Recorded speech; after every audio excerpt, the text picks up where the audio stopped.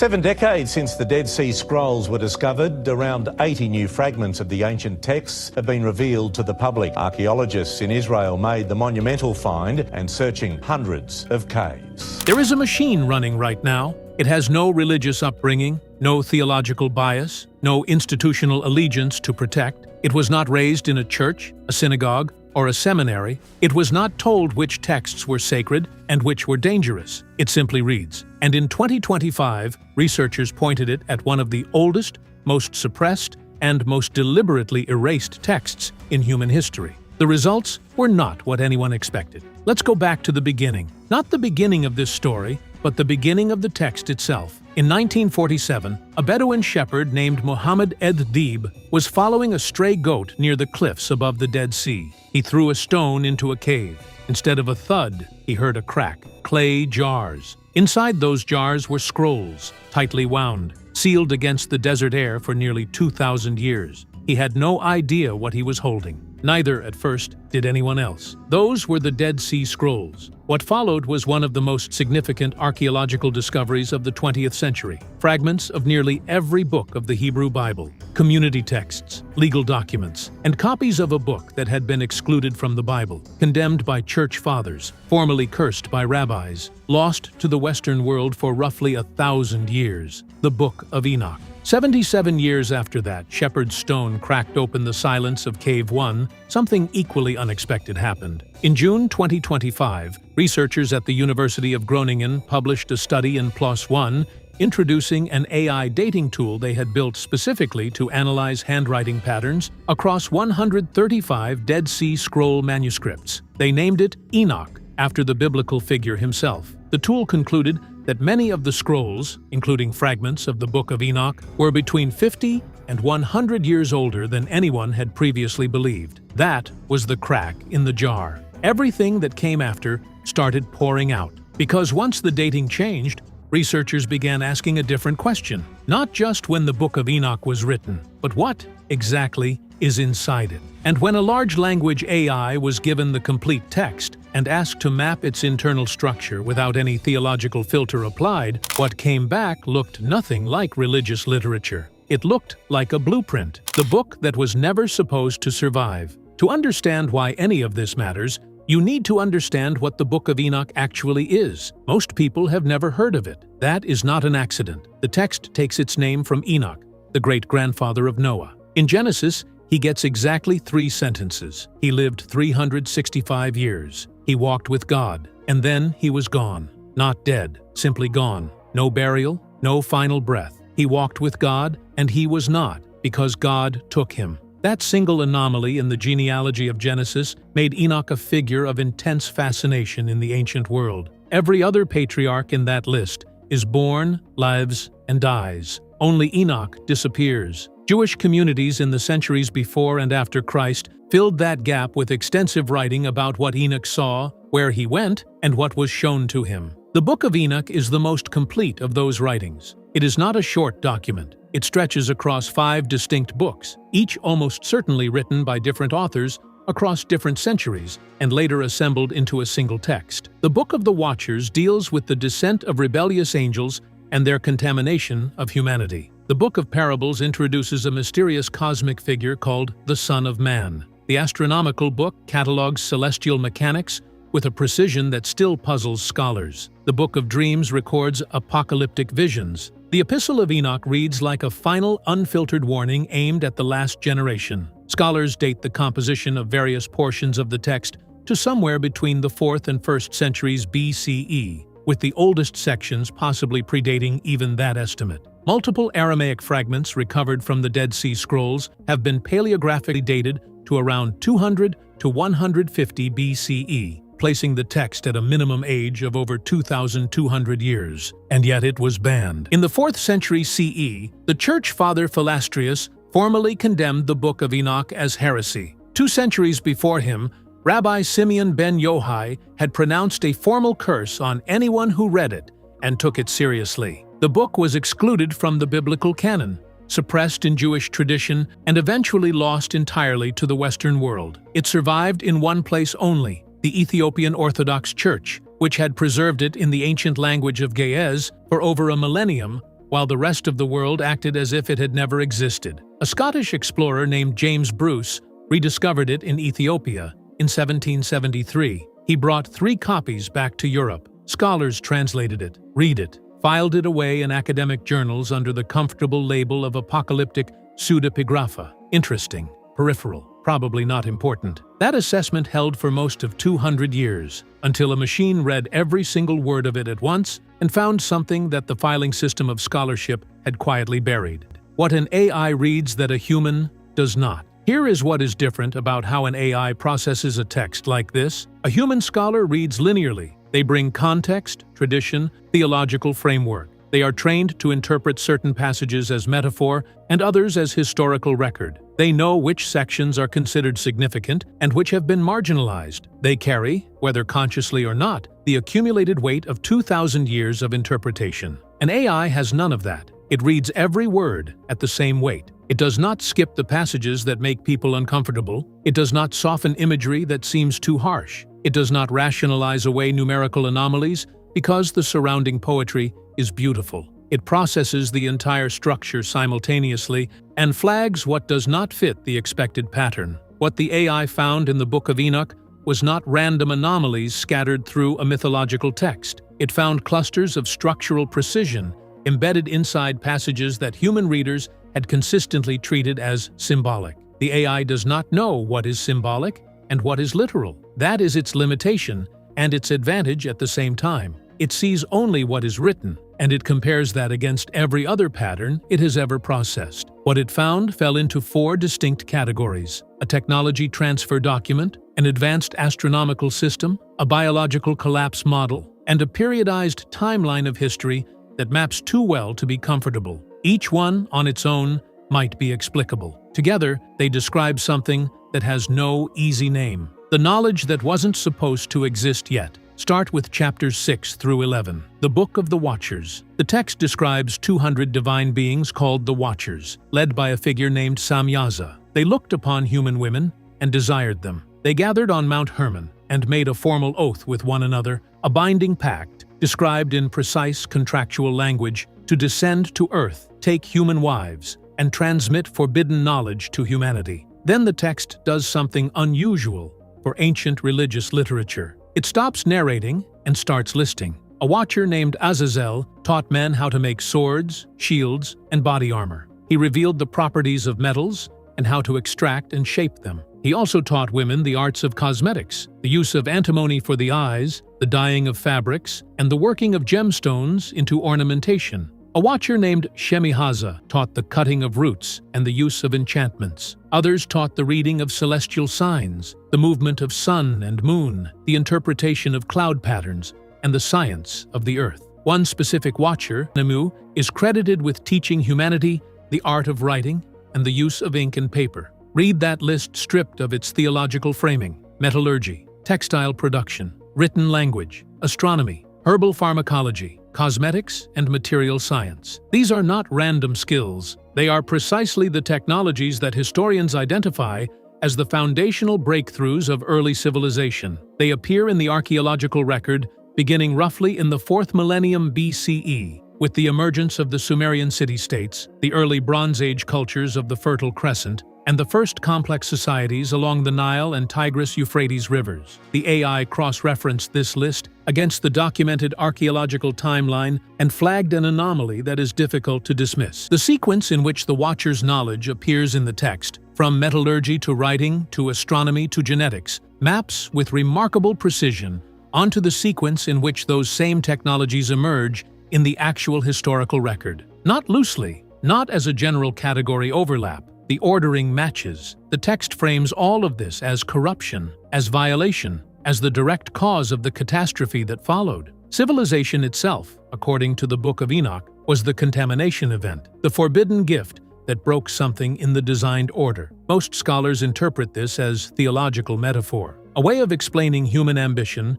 and the origins of violence, a narrative device for connecting the fallen angel mythology to the flood story. The AI does not flag it as metaphor. It flags it as a structured timeline, and those are not the same thing. The calendar that functions like a proof. Chapters 72 through 82 of the Book of Enoch are called the Astronomical book. They are, by almost any measure, the strangest section of an already strange text. The passage describes Enoch being taken by the angel Uriel on a guided tour of the celestial mechanics. What follows is not a vision, it is not a poem, it is a technical document, a precise description of the movement of the sun through 12 gates, 6 in the east and 6 in the west, across the span of a year. It describes the exact ratio of daylight to darkness at the solstices and equinoxes. It maps the behavior of moonlight through a 29 and 30-day alternating monthly cycle. It describes the calibration of a calendar system with a specificity that reads like an instruction manual. The calendar the Astronomical book describes is a 364-day solar year, 4 seasons, exactly 91 days each, 13 weeks per season, no exceptions, no drift. This is not the lunar calendar used by mainstream Jewish tradition. It is a completely different system. And evidence from the Dead Sea Scrolls suggests the community at Qumran used this calendar as their primary liturgical framework. When the AI processed the Astronomical book, it identified a level of internal mathematical consistency that is hard to attribute to literary invention. The system is coherent from the inside. The numbers add up. The celestial mechanics described, while not astronomically precise in every detail, reflect a sustained, multi-generational program of observational astronomy. Dr. Jonathan Bendov of the University of Haifa, who has spent years analyzing the Enochic astronomical tradition, has noted direct correspondences between the calendar system in the Book of Enoch and Babylonian astronomical frameworks, suggesting the knowledge was transmitted from Mesopotamian priestly archives into the Enochic tradition. But the AI flagged something that goes beyond the source question. A 364-day year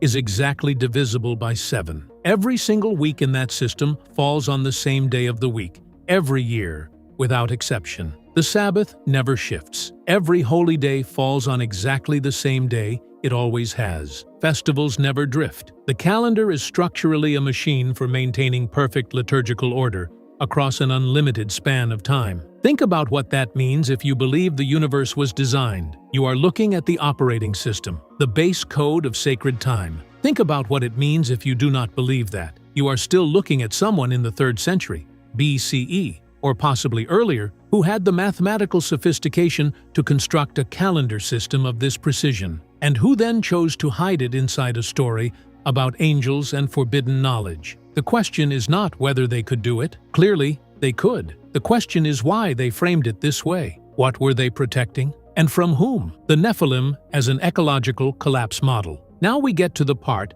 that makes careful readers put the book down for a moment. The Nephilim are the offspring of the Watchers and human women. The text describes them as giants of extraordinary scale. They consumed everything. The grain stores first, then the livestock. Then they turned on human beings, then on one another. Read in isolation, this is terrifying mythology. Vivid, nightmarish, ancient horror storytelling. Read by an AI processing the sequence as a structural pattern rather than a narrative, it looks like something else entirely. The Nephilim account follows a specific progression. A population of beings with enormous caloric requirements and no biological regulation of appetite is introduced into a closed ecosystem alongside a normal human population. What follows is resource depletion, then interspecies predation, then intraspecies collapse. The system terminates. External intervention resets it. That is the flood story, as the Book of Enoch frames it. Not divine punishment in the theological sense, not retribution for human sin, a controlled extinction event, a reset of a contaminated biosphere.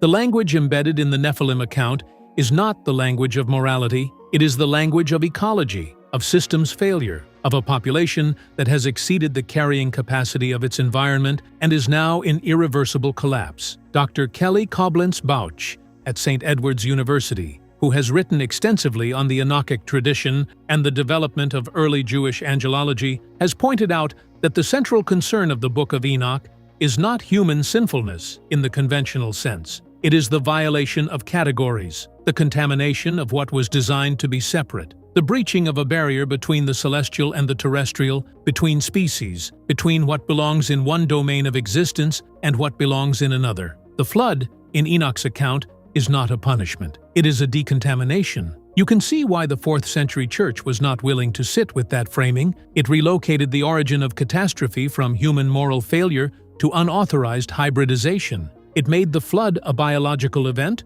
rather than a theological one. It raised questions about the nature of the Nephilim that had implications for Christian anthropology that the early church fathers were absolutely not prepared to engage with. So they removed the book. They cursed the book. They let the book disappear. The text survived anyway, and now a machine is reading it without any of that institutional anxiety, and it is flagging the same biological logic that made the church fathers so uncomfortable. 10 weeks, that map. The entire world buried in chapters 93 and 91 of the Epistle of Enoch is a section called the Apocalypse of Weeks. It is easy to miss. It is 9 short chapters, but it is the part of the text that, once the AI processed it, changed the tenor of the entire analysis. The Apocalypse of Weeks divides all of human history into 10 periods called weeks. The first 7 describe the past. The last 3 describe what has not yet happened. The first week, righteousness established, humanity born. The second week, great wickedness rises and is ended by a flood. The third week, a man is chosen, his descendants receive a promise. The fourth week, a law is given, a sanctuary is built for the righteous. The fifth week, a house of glory is constructed. The sixth week, blindness descends on all who live in it. The house is destroyed, the people scattered. The seventh week, a perverse generation rises. Its deeds are apostasy, but at its end, the chosen are selected and given sevenfold wisdom. All that was hidden will be made known. Then, the 8th, 9th, and 10th weeks, judgment, the destruction of all wickedness, and finally, a new creation, a kingdom without end. When the AI cross-referenced this sequence against documented historical events, it did not read it as vague prophetic language. It identified a structured periodization with identifiable correlations: the flood, the Abrahamic covenant, the Mosaic law, the construction of the temple, the Babylonian exile, the Second Temple period. Most biblical scholars will note correctly that a text composed in the 2nd or 3rd century BCE would have had most of those events already in its past. This is what they call vaticum ex eventu, prophecy written after the fact, placed in the mouth of an ancient figure to give it authority. It is a known literary technique. It is the conventional explanation, but the AI flagged a structural anomaly that makes the conventional explanation harder to maintain cleanly. The 10 weeks are not uniform in length. The first 7 compress progressively shorter historical periods into each week, each one covering less time than the one before. But the 8th, 9th, and 10th weeks expand outward again. When the AI modeled the internal temporal logic of the sequence as a structured pattern rather than a literary device, the proportions matched a specific mathematical form, a chiastic structure, a mirror pattern where each period reflects its counterpart on the other side of the sequence's midpoint. The midpoint of that structure, mathematically and structurally, falls inside the 7th week.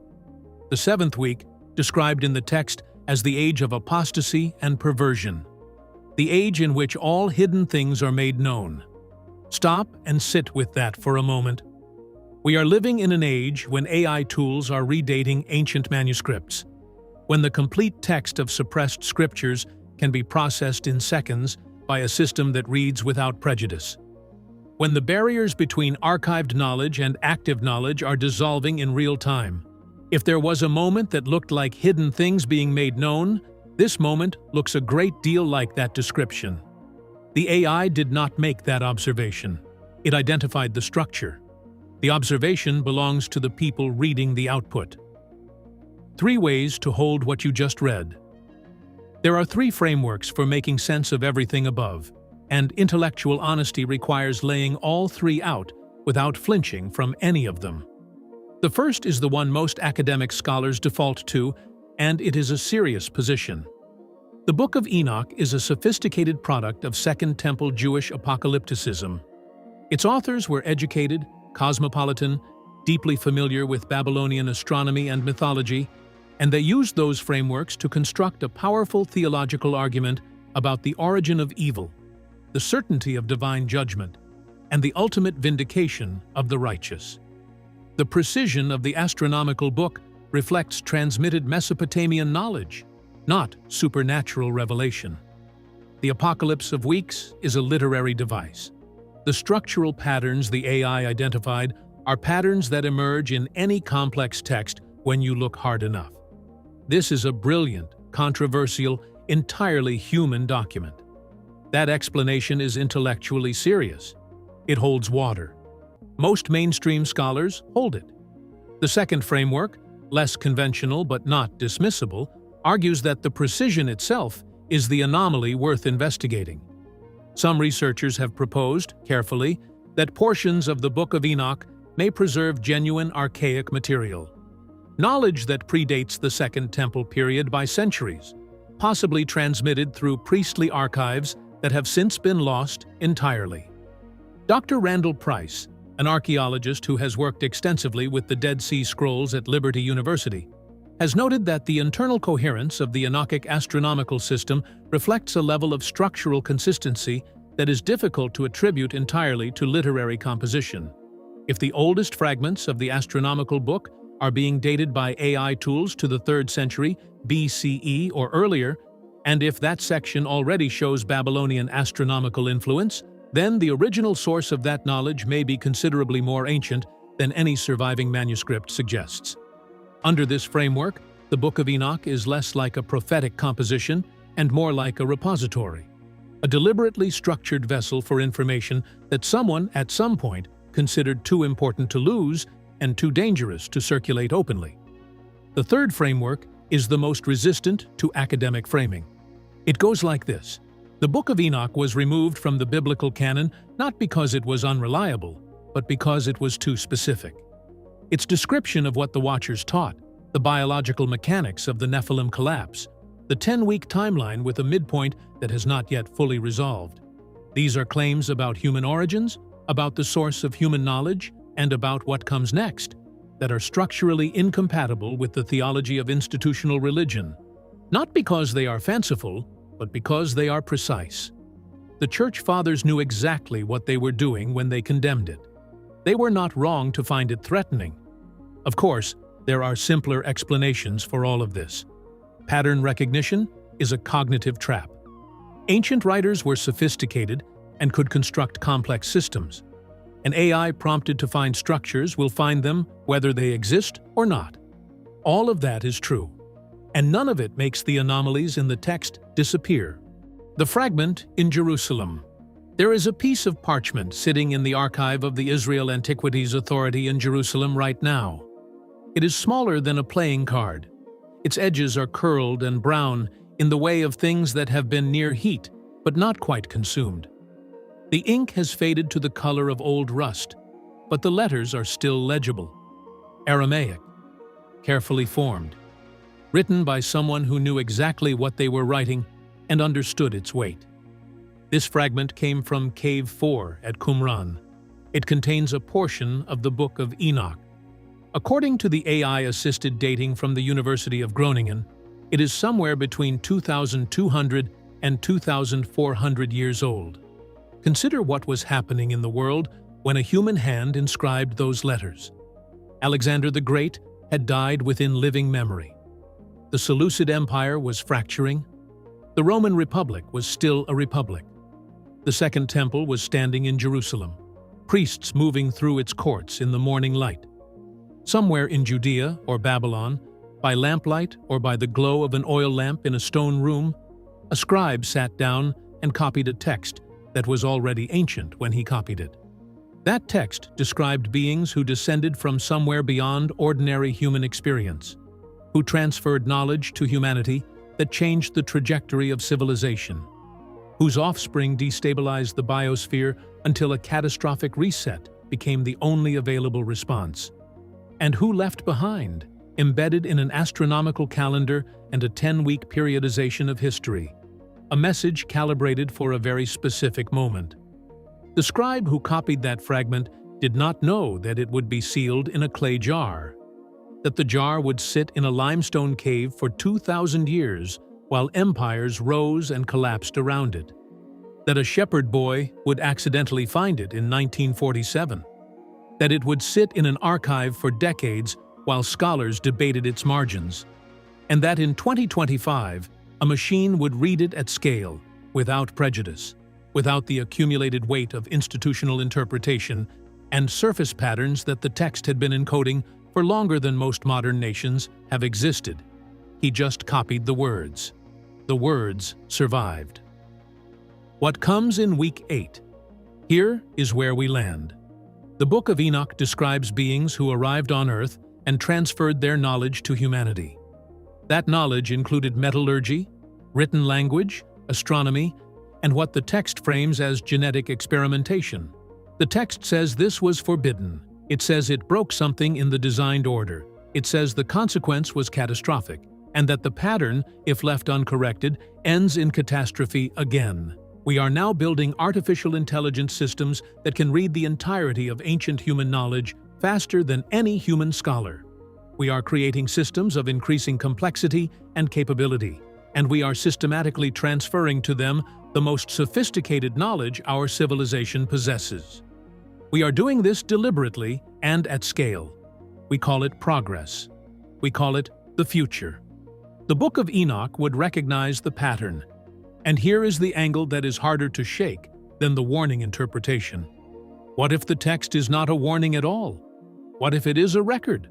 A precise, deliberately structured account of the last time this sequence unfolded, written by someone who wanted to make absolutely certain that when it unfolded again, at least one person or one machine would recognize what they were looking at.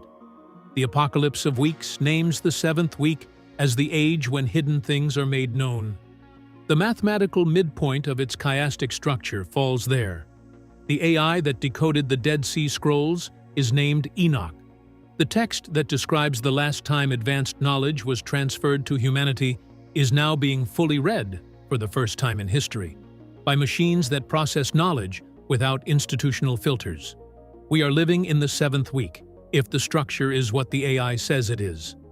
The question is not what that means theologically. The question is what it means practically. What does week 8 look like? The text describes judgment, the removal of wickedness, a restructuring of creation at a foundational level. Not an ending, exactly, a correction. You can dismiss all of this. You should apply healthy skepticism to all of it. You should hold the 3 frameworks simultaneously and resist the temptation to collapse them into certainty. But you cannot unread the structure. Once you see the sequence, the calendar, the biological model, the mirrored timeline, you cannot look at the Book of Enoch as a quaint artifact anymore. It is too precise for that, too internally consistent, too deliberately suppressed for too long by people who clearly understood what they were suppressing. A machine read it all, found the pattern, named the midpoint. Now you have read it too. The only question left is what you do with that.